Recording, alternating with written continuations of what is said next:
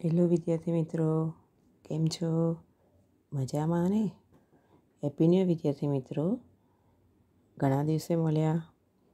તમે દિવાળી પણ સારી રીતે ઉજવી હશે. અને હા, દિવાળીની સાથે સાથે તમારે પરીક્ષાની તૈયારીઓ પણ કરવાની હતી અને પછી પેપર પણ લખવાના હતા. તો એ પણ કામ તમે સારી રીતે કર્યું હશે.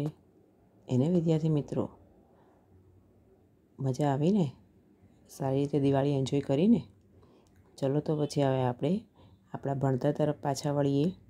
તો ધોરણ 11 ગુજરાતીની અંદર આપણે પૂરકવાચક ચેપ્ટર 1 આજે ભણવા જઈ રહ્યા છીએ, જેનું નામ છે અનુદિત કાવ્યો, જેની અંદર 2 કવિતાઓ આપવામાં આવી છે. એક છે કબાટમાંના પુસ્તકો અને બીજું છે એને તું હજુ વધુ આપ. તો આપણે પહેલું કાવ્ય ભણીએ, કબાટમાંના પુસ્તકો, જેના લેખક છે શંકર વૈદ. અને આ બંને કાવ્યોના પ્રકારો છે આચ્છાદ કાવ્યો. કેવા કાવ્યો? આચ્છાદ કાવ્યો, એટલે કે આ કાવ્યો એક પાઠ સ્વરૂપે પણ આપણે ગણી શકીએ. આ કાવ્યો અથવા તો પૂરકવાચક ચેપ્ટરો ફક્ત તમારી માહિતી માટે હોય છે વિદ્યાર્થી મિત્રો. આ ચેપ્ટરોમાંથી પરીક્ષામાં કશું જ પૂછાતું નથી. બરાબર વિદ્યાર્થી મિત્રો? ચલો આપણે કાવ્ય 1 કબાટમાંના પુસ્તકોના લેખકનો પરિચય મેળવીએ. તો 15 જૂન 1928માં શંકર વૈદનો જન્મ થયો હતો. 23 સપ્ટેમ્બર 2014માં એવો મૃત્યુ પામ્યા. શંકર વૈદ મરાઠી સાહિત્યના મોટા ગજાના સાહિત્યકાર, કવિ, ઉત્તમ વક્તા, વિવેચક તેમજ નિબંધ લેખક એવા શંકર વૈદનું કર્મક્ષેત્ર મુંબઈ પૂનામાં રહ્યું. ઈસવીસન 1971માં એમનો પહેલો કાવ્ય સંગ્રહ કાળસ્વર બહાર પડ્યો. એ પછી દર્શન 1998માં પ્રગટ થયો. આલાષણ, ઘેલાષણ એમનું નોંધપાત્ર પુસ્તક છે. તેઓ મહારાષ્ટ્ર સરકાર વાંગવાલ્સેની કોંકણ મરાઠી સાહિત્ય પરિષદ તેમજ માસ્ટર દીનાનાથ પુરસ્કારોથી પણ નવાજાયા છે. આજે જે આપણે કાવ્ય ભણવા જઈ રહ્યા છીએ એ અનેક ભાષાઓમાં અનુવાદ થયેલો છે. અને અહીંયા પણ આપણે સામે લેખકે જે કાવ્ય લખ્યું હતું એનું અનુવાદિત કાવ્ય છે, જે વિદુષી અરુણા જાડેજાએ કર્યું છે. ચલો હવે કાવ્ય જોઈએ. પુસ્તકો સપનામાં આવે છે અને પૂછે છે, તમે મને ઓળખ્યા કે? શું કહે છે? પુસ્તકો ક્યાં આવે છે? રોજ મારા સપનામાં આવે છે અને મને પૂછે છે, શું મને ઓળખ્યો? વાત કરતાં કરતાં પુસ્તકો ઓગળે અને અથાંગ પાણી થઈને છલકતા પૂછે. શું કહે છે? વાત કરતાં કરતાં પુસ્તકો ઓગળી જાય છે અને પુષ્કળ વાતો કરતાં કરતાં, અથાંગ વાતો કરતાં કરતાં પુષ્કળ પાણીની જેમ એ આંસુ બનીને છલકાઈ પડે છે. તું ક્યારેય અમારામાં નાહ્યો છે કે તર્યો છે કે? શું પૂછે છે? તું ક્યારેય અમારા જ્ઞાનરૂપી પાણીમાં, પુસ્તકોમાં રહેલું જે જ્ઞાન છે એ જ્ઞાનરૂપી પાણીમાં તું ક્યારેય નાહ્યો છે? તું ક્યારેય તર્યો છે? એટલે કે તે ક્યારેય મને વાંચવાનો આનંદ માણ્યો છે? એમાં રહેલા જ્ઞાનને આત્મસાત કર્યું છે? પુસ્તકો પછી ઘેઘૂર વૃક્ષ થઈ જાય છે અને પૂછે છે. શું કહે છે? પુસ્તકો પછી ઘેઘૂર એટલે કે ઘટાદાર. પુસ્તકો પછી એક ઘટાદાર વૃક્ષ થઈ જાય છે અને પૂછે છે. શું પૂછે છે? અમારા ફળ ક્યારેય ખાધા છે કે? છાયામાં ક્યારેય પોરો ખાધો છે કે? શું કહે છે? અમારા ફળ ક્યારેય ખાધા છે? અમારા છાયામાં ક્યારેય થાક ખાવાતું બેઠો છે? પુસ્તકો આવો કશુંક પૂછતા રહે એક પછી એક. એટલે શું કહે છે? પુસ્તકો ઘટાદાર વૃક્ષ જેવા છે. એમની પાસે અનેકવિધ વિષયોના જ્ઞાનરૂપી ફળો હોય છે. એનો આપણે લાભ લીધો છે કે નહીં એ વારે વારે પૂછ્યા કરે છે અને ફરી ફરીને એ પ્રશ્નો પૂછતા જ રહે છે. પુસ્તકો ફરફરતો પવન થઈ જાય છે અને પૂછે છે. એટલે શું કહે છે? પુસ્તકો પવનોની જેમ આપણી સામે આવે છે અને પાછા જતા રહે છે અને એક પછી એક પ્રશ્નો પૂછ્યા કરે છે. દરેક પ્રશ્નો મારી પાસે જવાબ નથી હોતો. શું કહે છે લેખક અહીંયા? દરેક પ્રશ્નનો મારી પાસે કોઈ જવાબ હોતો નથી. બેસી રહું ચૂપચાપ બસ એની સામે જોતા. શું કહે છે? એ જે પણ પ્રશ્નો પૂછ્યા કરે છે એ પુસ્તકોને લગતા, એ પ્રશ્નોને લગતા મારી પાસે કોઈ જવાબ હોતા નથી. એક પછી એક પ્રશ્નો મારી સામે એ મૂક્યા કરે છે અને એની જવાબ આપવાનું જ્ઞાન, તાકાત મારામાં હોતી નથી. એટલે બેસી રહું છું ચૂપચાપ અને એની સામે જોયા કરું છું. ક્યારેક પુસ્તકો કાચના કબાટમાં જઈને બેસે છે અને કહે છે. શું કહે છે? ક્યારેક પુસ્તકો ક્યાં જઈને બેસી જાય છે? કાચના કબાટમાં. એટલે શું કહે છે?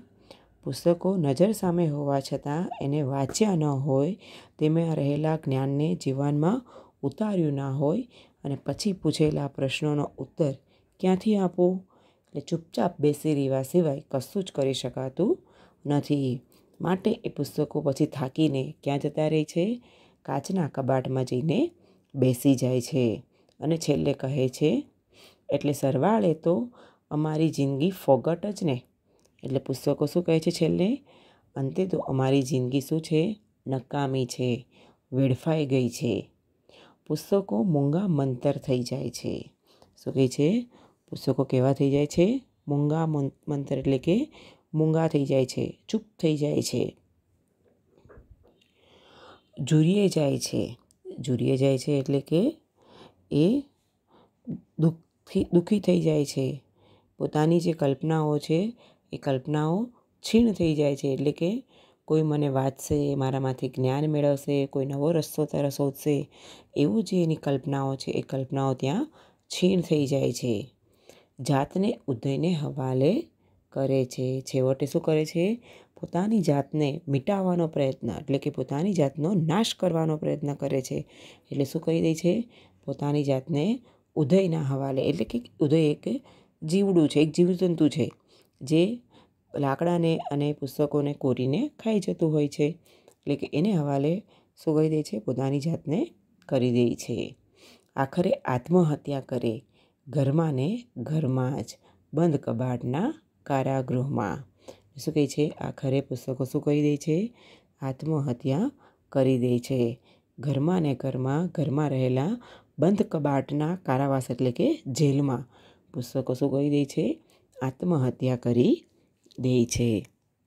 એટલે કે પુસ્તકોની વેદનાને અહીંયા કવિએ બહુ સરસ રીતે વાચા આપી છે. આપણે પુસ્તકો વસાવીએ પણ છીએ, પણ તેને વાંચીએ નહીં, એને વાંચતા નથી. મોટે ભાગે એને સાચવીને મૂકી દઈએ છીએ. વાંચવાનો કંઈ સમય આપણી પાસે હોતો નથી, ખાલી વસાવવાનો કામ આપણે કરીએ છીએ. ચલો, ત્યાર પછી આપણું બીજું કાવ્ય છે, એને તું હજી આપ. શું કહે છે? એને તું હજી વધુ આપ.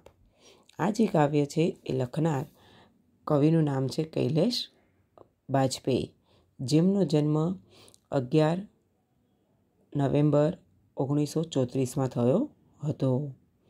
કૈલાશ બાજપેયી હિન્દી સાહિત્યના લબ્ધ પ્રતિષ્ઠિત સાહિત્યકાર છે.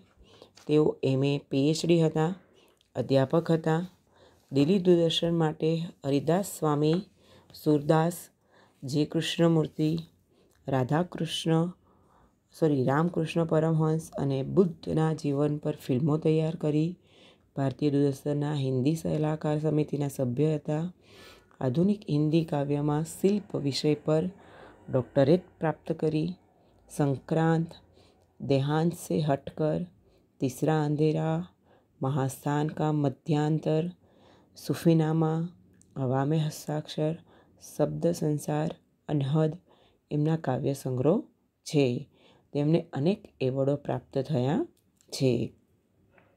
અહીંયા જે કાવ્ય છે એ કાવ્યની અંદર એક ભિખારીની વાત કરવામાં આવી છે. એ ભિખારી મેલા ઘેલા કપડામાં શું કરે છે? રોજ ભીખ માંગ્યા કરે છે. અને સામાન્ય માણસ ઉદાર ભાવનાએ શું કરે છે? તેને દાન આપ્યા કરે છે. અને જે એને દાન આપે છે એની માટે એ ભિખારી ઈશ્વર પાસે શું કરે છે? પ્રાર્થના કરે છે. અને શું કહે છે? હે દાતા, મને આપનારને હજી તું વધુ આપ. એવું કંઈક આ કાવ્યની અંદર કહેવાયું છે. ચલો હવે આપણે કાવ્ય જોઈએ. શું કહે છે? મેલા ઘેલા કપડાવાળો તે રસ્તાના વળાંક પર મને રોજ દેખાતો. શું કહે છે કવિ? મને મેલા ઘેલા એટલે કે અતિશય મેલા ગંદા કપડાવાળો એક માણસ રસ્તાના વળાંક પર રોજ દેખાતો હતો. હું પણ ક્યારેક ક્યારેક મારી પાસેના સિક્કાઓ મૂકતો. શું કહે છે? હું પણ ક્યારેક ક્યારેક મારી પાસે જે સિક્કાઓ હોય, જે ચિલ્લડ હોય, મને એમ થાય કે લાઈને એને આપી દો. એટલે ક્યારેક ક્યારેક એને આપતો એની નાનકડી હથેળીમાં. શું કહે છે? એ સિક્કાઓ ક્યાં મૂકતા? એની નાની એવી હથેળીમાં. એ દરેક વખતે આભારવશ ભીની આંખોથી આકાશ તરફ જોતો. શું કહે છે? આથી એ દરેક વખતે જ્યારે પણ હું એને સિક્કા આપતો અથવા તો પૈસા આપતો તો એ આભાર માનીને ભીની આંખોથી આકાશની સામે જોતો. એક દિવસ મેં છંછેડાઈને પૂછ્યું. એક દિવસને મેં શું કર્યું? ચીડાઈને, ગુસ્સે થઈને મેં એને પૂછી લીધું, અલ્યા દેનારો તો હું છું, અને તું ઊંચે જોઈને કોને શું કહે છે? શું કહે છે? અલ્યા, તને દેનારો તો હું છું, તારા હાથમાં પૈસા આપનારો તો હું વ્યક્તિ છું, અને રોજ તું ઊંચે જોઈને કોને શું કહે છે? જે મને આપે એને તું હજી વધુ આપ. પીળી આંખોવાળાએ જવાબ આપ્યો. શું કહે છે? પેલી ફિક્કી આંખોવાળાએ, જે કુપોષણના કારણે જેની આંખો ફિક્કી પડી ગઈ હોય એવી ફિક્કી આંખોવાળાએ જવાબ આપ્યો. શું જવાબ આપ્યો? હે ઈશ્વર, હે દાતા, મને જે દાન આપે છે એને તું હજી વધુ આપ. કેમ વધુ આપ? જો એને તું વધુ આપીશ તો એ મારા જેવા કેટલાય ગરીબ વ્યક્તિઓને એ વધારે દાન પુણ્ય કરી શકશે. એટલે કર ભલા હો ભલા ની હૃદયગત ભાવના આ કાવ્યની અંદર કવિએ બહુ સરસ રીતે વ્યક્ત કરી છે. બહુ મસ્ત સરસ મજાના કાવ્યો છે વિદ્યાર્થી મિત્રો. અહીંયા તમારું કાવ્ય થયું પૂરું. હવે તમારે શું કરવાનું છે?